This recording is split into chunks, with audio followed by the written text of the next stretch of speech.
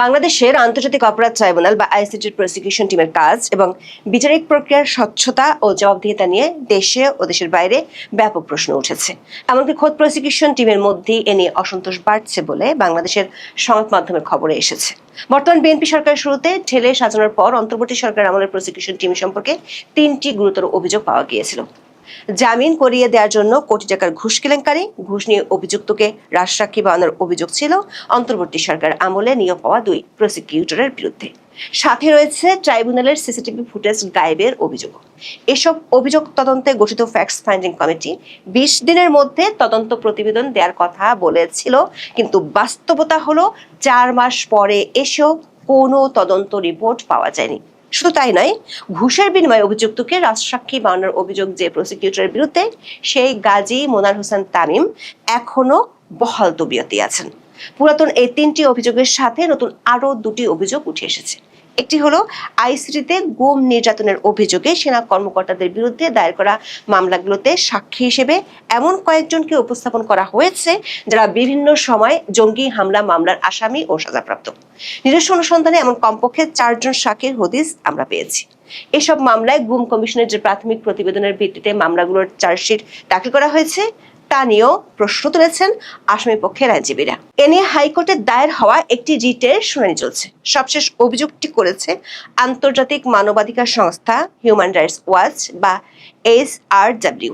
সংস্থাটি তাদের পর্যবেক্ষণে বলছে, এই ট্রাইব্যুনালের তদন্ত কর্মকর্তারা একাধিক মামলায় সাক্ষীদের কপি পেস্ট জবানবন্দি জমা দিয়েছেন এবং তার ভিত্তিতে চলছে বিচার কাজ। এসব অভিযোগের কারণে আন্তর্জাতিক মানবাধিকার সংস্থা ও দেশীয় আইনজীবীরা অভিযোগ করেছেন, বাংলাদেশের আইসিটি আন্তর্জাতিক আইনি মানদণ্ড সমুন্নত রাখতে ব্যর্থ হচ্ছে এবং রাজনৈতিক প্রতিপক্ষকে মিথ্যা অভিযোগে কারাবন্দী করে রাখছে। আওয়ামী লীগ সরকারের আমলে 2010 সালে 71-এর মানবতা বিরোধী অপরাধের বিচার করার জন্য আন্তর্জাতিক অপরাধ ট্রাইব্যুনাল বা আইসিটি গঠন করা হয়। তখন 1973 সালের আইনটি সংশোধন করা হয়। আওয়ামী লীগ আমলে 2টি ট্রাইব্যুনাল থেকে 55টি মামলার রায় হয়েছিল, যার মধ্যে মুক্তিযুদ্ধের সময় সংগঠিত মানবতা বিরোধী অপরাধের দায়ে 6 আসামির মৃত্যুদণ্ড কার্যকর হয়। এর মধ্যে 5 জনই ছিলেন জামাত ইসলামের তৎকালীন শীর্ষস্থানীয় নেতা। কিন্তু 24-এর 5ই আগস্ট রাজনৈতিক পট পরিবর্তনের পর আওয়ামী লীগের নেতাদের বিচারের জন্য বিশেষ এই আদালতটিকে বেছে নিয়েছিল তখনকার অন্তর্বর্তী সরকার। পাশাপাশি 71 সালের যুদ্ধাপরাধের চলমান মামলাগুলোর বিচার কাজ হঠাৎ করে বন্ধ হয়ে যায়। কয়েক দফা অধ্যাদেশ জারি করে আইসিটিতে জুলাই হত্যাকাণ্ডের বিচার শুরু হয়। 71-এর যুদ্ধাপরাধের মামলার আসামি পক্ষের আইনজীবীরা সকল স্বার্থের দ্বন্দ্ব ভুলে গিয়ে রাতারাতি হয়ে যান রাষ্ট্রপক্ষের আইনজীবী। ফেব্রুয়ারিতে ত্রয়োদশ জাতীয় সংসদ নির্বাচনের মাধ্যমে ক্ষমতার পালাবদল হলে আইসিটির প্রসিকিউশন টিমে পরিবর্তন আসে। 23শে ফেব্রুয়ারি চিফ প্রসিকিউটরের পদ থেকে এক সময়কার জামায়াত ইসলামী নেতাদের আইনজীবী তাজুল ইসলামকে সরিয়ে দেওয়া হয়। তার জায়গায় নিয়োগ পান আমিনুল ইসলাম। তিনি দায়িত্ব নেওয়ার পর থেকে অন্তর্বর্তী সরকার আমলে দায়িত্ব পাওয়া একাধিক প্রসিকিউটরের বিরুদ্ধে অভিযোগ আসতে শুরু করে। এর মধ্যে সবচেয়ে বড় অভিযোগটি হলো জামিনে মুক্ত করা হবে এমন আশ্বাস দিয়ে এক আসামি স্বজনের কাছ থেকে কোটি টাকা চাওয়া। জুলাই আন্দোলনের সময় সংগঠিত মানবতা বিরোধী অপরাধের একটি মামলায় গ্রেপ্তার হওয়া সাবেক সংসদ সদস্য ABM ফজলে করিম চৌধুরীকে জামিনে মুক্ত করা হবে এমন আশ্বাস দিয়ে তার পরিবারের কাছে 1 কোটি টাকা চান তৎকালীন প্রসিকিউটর মোহাম্মদ সাইমুম রেজা তালুকদার। প্রথম আলো ও নেত্র নিউজে এ বিষয়ে গত 10ই মার্চ যৌথ অনুসন্ধানী প্রতিবেদন প্রকাশ করে। সেদিনে চিফ প্রসিকিউটরের কার্যালয় ঘটনাটি তদন্তে 5 সদস্যের ফ্যাক্টস ফাইন্ডিং কমিটি গঠন করে, কিন্তু ফ্যাক্টস ফাইন্ডিং কমিটি 4.5 মাসেও প্রতিবেদন দিতে পারেনি। গত 21শে এপ্রিল দৈনিক প্রথম আলোতে প্রকাশিত এক প্রতিবেদনে বলা হয়, এই 1 কোটি টাকা চাওয়ার কথোপকথনের ভিডিও জেনুইন বলে নিশ্চিত হয়েছিল আন্তর্জাতিক অপরাধ ট্রাইব্যুনালের চিফ প্রসিকিউটরের কার্যালয় গঠিত তথ্যানুসন্ধান কমিটি। গত 13ই জুন প্রথম আলোর ফলো আপ প্রতিবেদনে বলা হয়, কল রেকর্ড জেনুইন বলে স্বীকার করার পরও ট্রাইব্যুনালের ফ্যাক্টস ফাইন্ডিং কমিটি 3 মাসেও রিপোর্ট দেয়নি। এর মধ্যে আরো 1.5 মাস পার হয়ে গেলেও অবস্থা একই আছে। প্রথম আলো ওই প্রতিবেদনে বলা হয়েছে, কেন প্রতিবেদন দিতে দেরি হচ্ছে সে সম্পর্কে আন্তর্জাতিক অপরাধ ট্রাইব্যুনালের চিফ প্রসিকিউটরের কার্যালয় বলছে, পারপাসলি বা উদ্দেশ্যপূর্ণভাবে নয়, বিভিন্ন পরিস্থিতির কারণে প্রতিবেদন দিতে পারেনি কমিটি। জামিন করিয়ে দেওয়ার জন্য কোটি টাকা চাওয়ার অডিও রেকর্ড ফাঁস হওয়ার পর সাইমুম রেজা তালুকদারকে মামলাটি থেকে সরিয়ে দিয়েছিলেন ট্রাইব্যুনালের তৎকালীন চিফ প্রসিকিউটর মোহাম্মদ তাজুল ইসলাম। তবে সাইমুমের বিরুদ্ধে আর কোনো ব্যবস্থা নেননি তিনি। ট্রাইব্যুনালের অন্যান্য দায়িত্ব থেকেও সাইমুমকে সরানো হয়নি। এরপর 9 মার্চ প্রসিকিউটর পদ থেকে পদত্যাগ করেন সাইমুম। হিউম্যান রাইটস ওয়াচ এক বিজ্ঞপ্তিতে বলেছে, ট্রাইব্যুনালের প্রসিকিউশনের এই টিম 4 মাসের তদন্ত শেষ করতে না পারলেও ফজলে করিম চৌধুরীর বিরুদ্ধে দায়ের হওয়া মামলাটির অভিযোগ গঠনের কাজ চালিয়ে গেছেন এবং আগামী 6 আগস্ট বিচার শুরু হতে যাচ্ছে। তাজুল ইসলামের অধীন আইসিটি প্রসিকিউশন টিমের বিরুদ্ধে ওঠা দ্বিতীয় অভিযোগটিও ছিল ঘুষের। গত 24শে ফেব্রুয়ারি দৈনিক প্রথম আলোর খবরের শিরোনাম ছিল, বিদায়ের দিনে দুর্নীতির অভিযোগ এক প্রসিকিউটরের, তাজুল বললেন মিথ্যা। এই অভিযোগটি করেছিলেন ট্রাইব্যুনালেরই আরেক প্রসিকিউটর BM সুলতান মাহমুদ।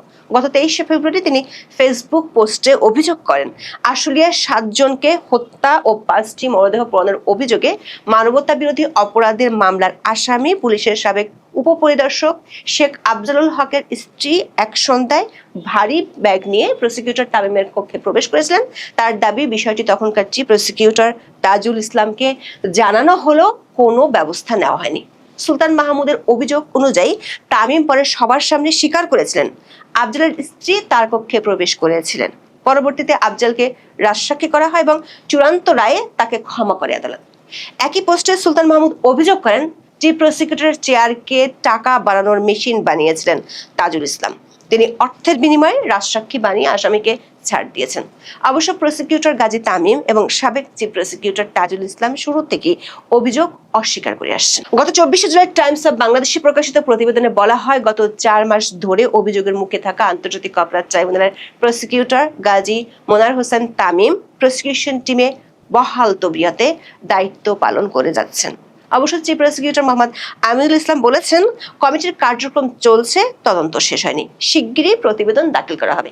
কিন্তু যার বিরুদ্ধে সবচেয়ে বেশি অভিযোগ, তিনি কিভাবে এখনো বহাল তবিয়তে আছেন তার কোনো জবাব মেলেনি। টাইমস অব বাংলাদেশের প্রতিবেদনটিতে দাবি করা হয়েছে, তদন্তের অগ্রগতি নিয়ে প্রসিকিউশনের ভেতরেই প্রশ্ন রয়েছে। একাধিক প্রসিকিউটরের দাবি, অভিযোগের গুরুত্বপূর্ণ দিকগুলো এখনো যাচাই করা হয়নি। একজন প্রসিকিউটর প্রশ্ন তুলেছেন, তদন্ত কমিটি আদৌ আফজালের স্ত্রীর মোবাইল ফোন নম্বর সংগ্রহ করেছে কিনা বা তাকে জিজ্ঞাসাবাদ করেছে কিনা। তার মতে তামিমের মোবাইল ফোন জব্দ করা উচিত ছিল, কিন্তু তা করা হয়নি। টাইমস অব বাংলাদেশের খবরে বলা হয়েছে, তদন্তের ধীর গতি এবং অভিযোগের নিষ্পত্তি না হওয়ায় প্রসিকিউশন টিমের ভিতরে অসন্তোষ তৈরি হয়েছে। এ নিয়ে ক্ষোভে কোনো প্রসিকিউটর পদত্যাগের কথাও ভাবছেন বলে একাধিক সূত্র জানিয়েছে। প্রসিকিউশন সূত্রের দাবি, তথ্য প্রযুক্তি বিশেষজ্ঞ বিশেষ তদন্ত কর্মকর্তা প্রসিকিউটর তানভীর হাসান জোহা মামলার তদন্তে ভিডিও ফুটেজ বিশ্লেষণ করে ঘটনাস্থলে আফজালের উপস্থিতি শনাক্ত করেছিলেন এবং তার মোবাইল ফোনের ইলেকট্রনিক ভৌগোলিক অবস্থান সম্পর্কেও মতামত দিয়েছিলেন। কিন্তু আফজালকে রাজসাক্ষী করার সিদ্ধান্তে তার মতামত নেওয়া হয়নি।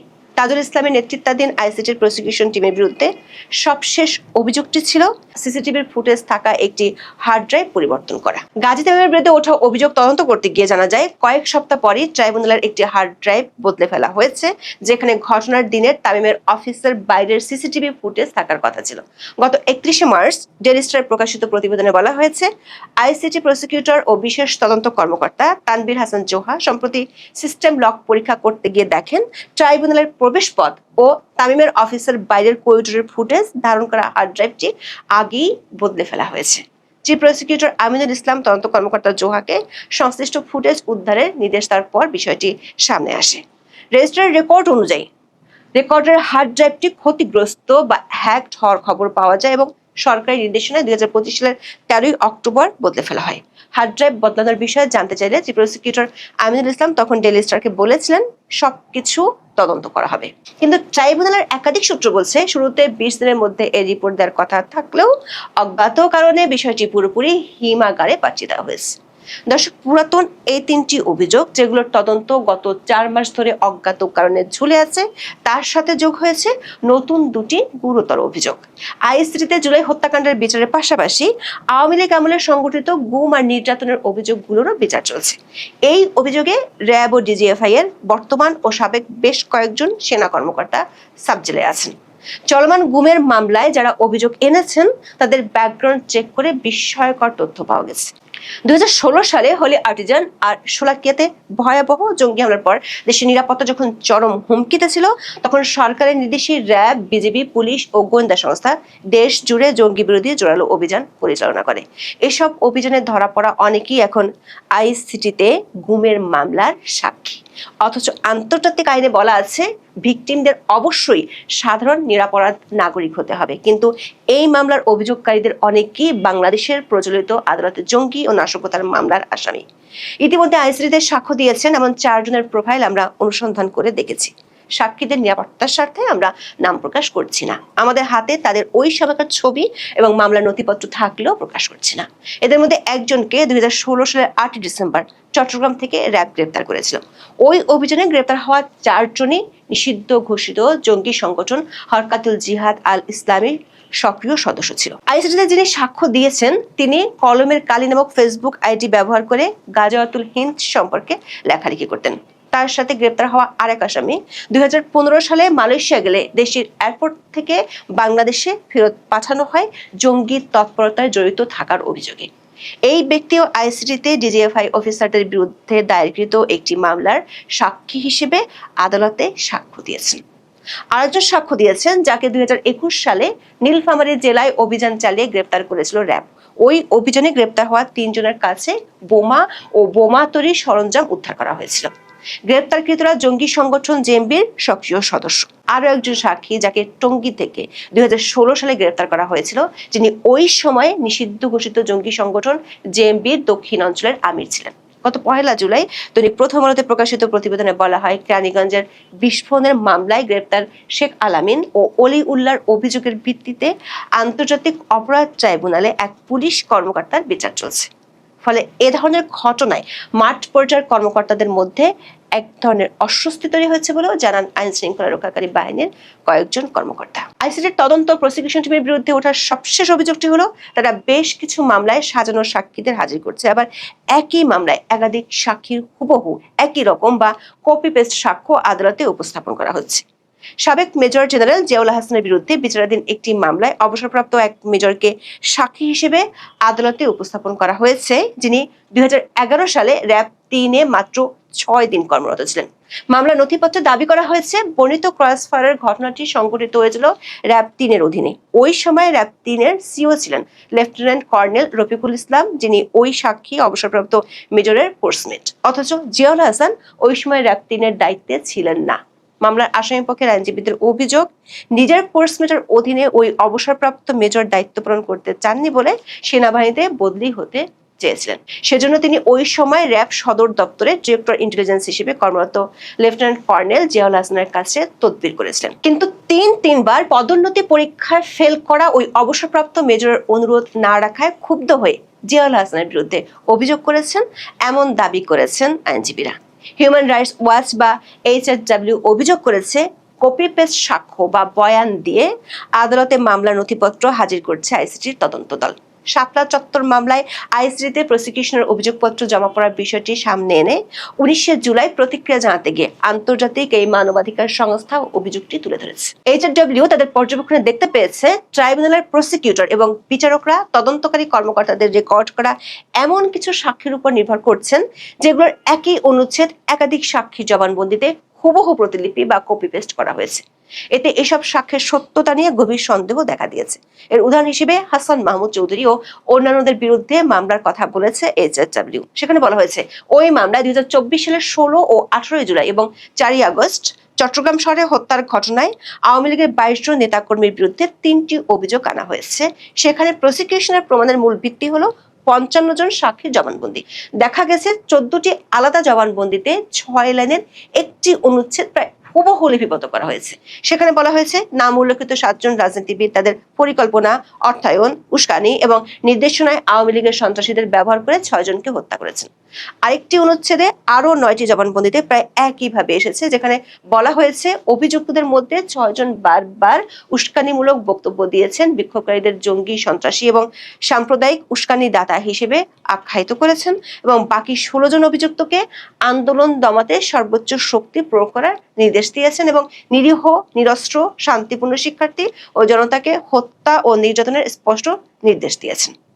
সংস্থাটির এশীয় অঞ্চলের উপপরিচালক মীনাক্ষী গাঙ্গুলি বলেছেন, হুবহু নকল করা সাক্ষীর জবানবন্দির উপর ভিত্তি করে অভিযোগ আনা হলে তা একটি বিশ্বাসযোগ্য বিচার প্রক্রিয়ার ঘাটতির ইঙ্গিত দেয়, যা আবারও ভুক্তভোগী, তাদের পরিবার এবং বাংলাদেশের মানুষের ন্যায় বিচার থেকে বঞ্চিত হওয়ার আশঙ্কা তৈরি হতে পারে। হিউম্যান রাইটস ওয়াচ আইসিটির বিচার প্রক্রিয়ার সমালোচনা করে বলেছে, অন্তর্বর্তী সরকারের আমলে এই ট্রাইব্যুনাল আইনে যেসব সংশোধনী আনা হয়েছিল সেগুলো একই ধরনের অপরাধের বিচার করা আন্তর্জাতিক আদালতগুলোর সমতুল্য যথাযথ প্রক্রিয়া ও পদ্ধতিগত মানদণ্ড নিশ্চিত করতে ব্যর্থ হয়েছে। মানবাধিকার সংস্থাটি বলছে, ট্রাইব্যুনাল পরিচালনা আইনে এখনো প্রসিকিউটরদের কোনো ধরনের প্রমাণের ভিত্তি ছাড়াই গ্রেপ্তারের নির্দেশ দেওয়া, মাসের পর মাস লিখিত কারণ দর্শানো ছাড়াই আটকে রাখা এবং আলাদা কোনো আদালতে অন্তর্বর্তীকালীন আপিলের অধিকার না দেওয়ার বিধান রয়ে গেছে।